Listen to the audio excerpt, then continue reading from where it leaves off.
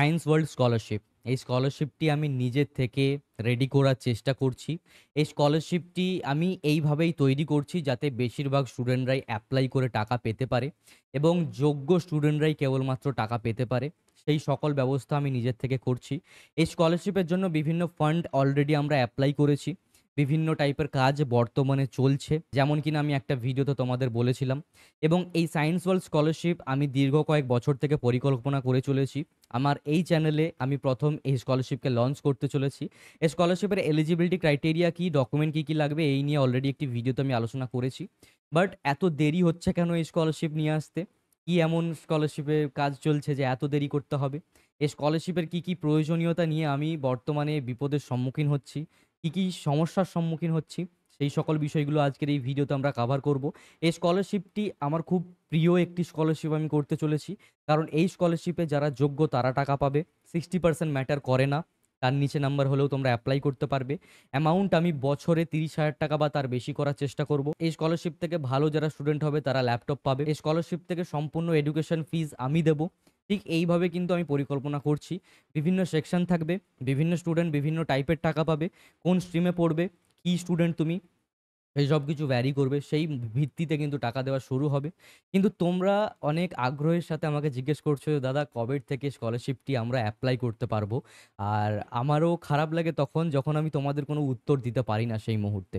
ওকে, তোমরা অনেকেই কমেন্ট করো যে সায়েন্স ওয়ার্ল্ড স্কলারশিপ কবে আসবে দাদা, তুমি বলেছিলে 1 মাসের বেশি হয়ে গেল, ভিডিওতে বলেছিলে তো যে ওয়েবসাইটে কাজ হচ্ছে, ওয়েবসাইট রেডি হয়ে গেলেই লঞ্চ করে দেবো ইত্যাদি। তো ফার্স্ট অফ অল এবার দেখো কিছু কথা বলার আছে যেগুলো এই ভিডিওতে আমি বলবো, এবং আমি জানি না ভিডিওটি আবারও টেক ডাউন করে নেওয়া হবে কিনা। কিছুদিন আগে আমি একটা ভিডিও আপলোড করেছিলাম যে টপ 5 পার্ট টাইম বেস যেখান থেকে স্টুডেন্টরা আর্নিং করতে পারবে, এবং আমি আমার এক্সপিরিয়েন্স থেকে বলেছিলাম। ভিডিওতে কোনো টাকার কথা আমি মেনশন করিনি যে এত টাকা পেয়ে যাবে, মানে লক্ষ লক্ষ কোটি কোটি টাকা পেয়ে যাবে যেমনটা অন্যান্য ইউটিউবাররা করে থাকে, আমি তেমনটা কিছুই করিনি। আমি আমার এক্সপিরিয়েন্স শেয়ার করেছিলাম, যেমন টিউশন পড়িয়ে, তারপরে কন্টেন্ট রাইটিং করে, তারপরে বিভিন্ন টাইপের ছোটোখাটো অ্যাফিলিয়েট মার্কেটিং বা ইত্যাদি এই সকল জিনিসগুলো, অ্যাফিলিয়েট মার্কেটিং মেবি আমি বলিনি সেই মুহূর্তে। আরও অন্যান্য এই টাইপের কাজগুলো বলেছিলাম যেগুলো প্র্যাকটিক্যালি তোমরা করতে পারো এবং টাকা পয়সা ইনকাম করতে পারো। ইনফ্যাক্ট টিচিং করে তোমরা মান্থলি 1,000, 1,500, 2,000 টাকা পাবে, আমি সেইটা পর্যন্ত বলেছিলাম। অর্থাৎ কোনো হাওয়াই কথা বলিনি, যেটা প্র্যাকটিক্যাল সেটাই বলেছিলাম। বাট কেন জানি না ভিডিওটি টেক ডাউন করে নেওয়া হয়েছিল। ওকে, চ্যানেলের সাথে বিভিন্ন কিছু প্রবলেমস শুরু করা হয়ে গেছে অলরেডি। এবার বিষয়টা হচ্ছে যে আমি যে স্কলারশিপটিকে পাবলিশ করতে চলেছি, তার জন্য যারা যারা ফান্ড দেবেন, তাদের মধ্যে বেশ কয়েকজন ফান্ড ম্যান যারা ছিলেন তারা কিন্তু বর্তমানে আমাদের কাছ থেকে সরে গেছেন। আমি যেই মুহূর্তে ভিডিওটি আপলোড করলাম তারপর থেকে এইগুলো কেন হচ্ছে আমি সেগুলো ঠিক জানি না। বাট হ্যাঁ, এগুলো হচ্ছে। যারা ফান্ড দেওয়ার কথা তারা সরে গেছে। অনেকজন সরে গেছে, কিছুজন বর্তমানেও আছে। তো মেইনলি আমার যে পরিকল্পনা ছিল যে স্টুডেন্টদেরকে একটি মোটা অঙ্কের টাকা দেওয়া, তো সেখান থেকে দেখছি অনেকটা আমাদেরকে পিছিয়ে আসতে হচ্ছে। এবার হ্যাঁ, আমি হার মানব না। আমি আরও বিভিন্ন ফান্ডম্যানদেরকে আমি কিন্তু মেল করে চলেছি, কোল্ড মেল করে চলেছি। মানে দিনে 500-600 টাকা করে মেল আমি, আমার টিম সবাই মিলে মেল করে চলেছি। যাতে কোনোভাবে আমরা ফান্ড পেতে পারি। ওকে? বিভিন্ন প্রাইভেট স্কলারশিপরা তো ফান্ড পায়।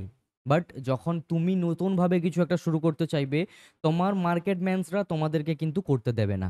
ওকে? তো বেশি ডিটেল আমি বলতে পারব না। আদারওয়াইজ ভিডিওটা সত্যি টেক ডাউন হয়ে যাবে। মানে রিমুভ করিয়ে দেওয়া হবে YouTube থেকে। তো বিষয়টা হলো যে প্রবলেম বা বিপদের সম্মুখীন বলতে অলরেডি কিছু কেসেস চলছে যে এইভাবে স্কলারশিপ দেওয়া যায় না। এর জন্য প্রপার পেপার ওয়ার্ক করতে হবে। এর জন্য লক্ষ লক্ষ টাকা দিয়ে রেজিস্ট্রেশন করতে হবে।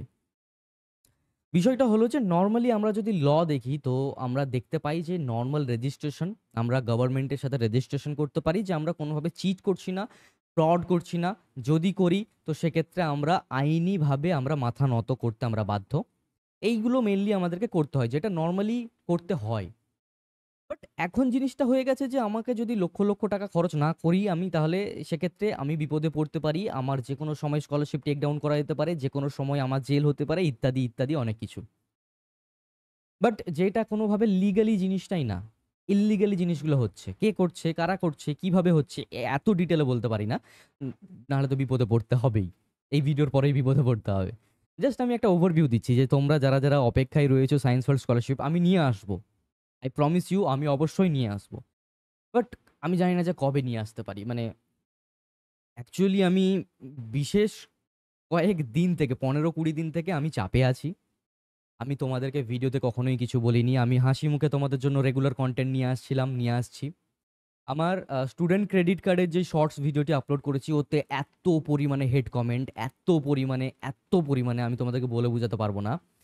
স্পেশাল একটা কমিউনিটি টার্গেট করেছে আমাকে এবং তারা ওই সকল কমেন্টগুলোকে করছে। আমি কমেন্টগুলোকে ডিলিট করে দিচ্ছি। আমি চাই না আমার লাইফে নেগেটিভিটি থাকুক। আমি ডিলিট করে দিচ্ছি। আমি ডিলিট করে দিয়েছি। তোমরা হয়তো বর্তমানে সেই সকল কমেন্টগুলোকে দেখতে পাবে না।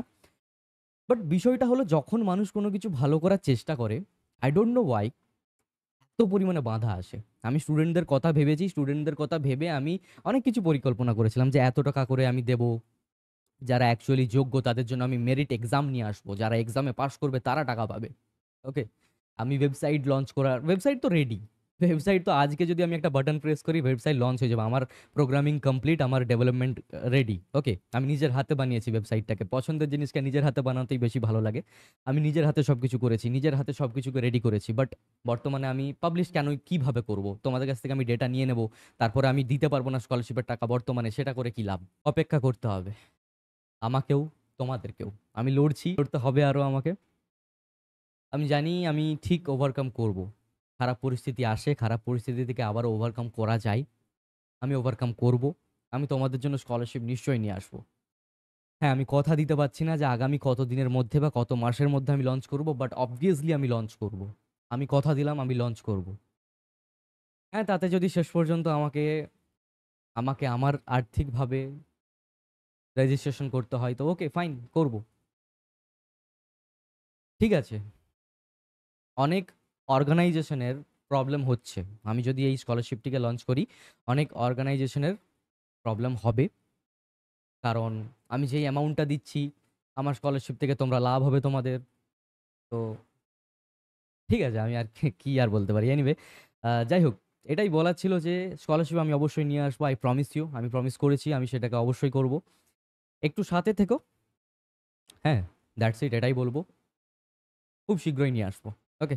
তো যারা কমেন্ট করছিলে যে কেন এখনো পর্যন্ত আসেনি, হ্যাঁ, লোভ দেখিয়ে চলে গেলে নাকি? তো তাদের জন্য ভিডিওটা বানিয়ে দিলাম, বলে দিলাম। তোমাদেরও জানা প্রয়োজন যেহেতু তোমরা আমার আ চ্যানেলের মেম্বার। ওকে?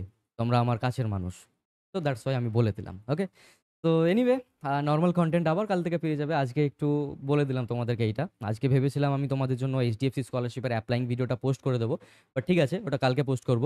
অর্থাৎ আজকে 21 তারিখ, 22 তারিখে পোস্ট করে দেবো। Thank you so much for watching. দেখা হচ্ছে পরবর্তী ভিডিওতে। সকলেই ভালো থেকো, সুস্থ থেকো। বাই।